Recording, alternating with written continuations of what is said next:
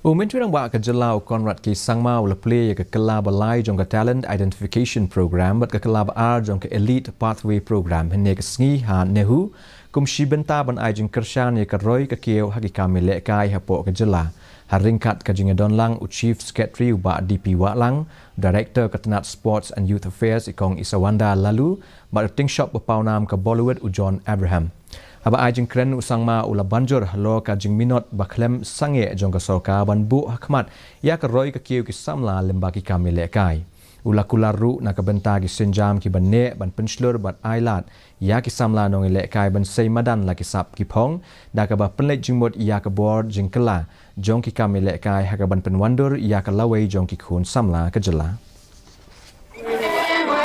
It was this government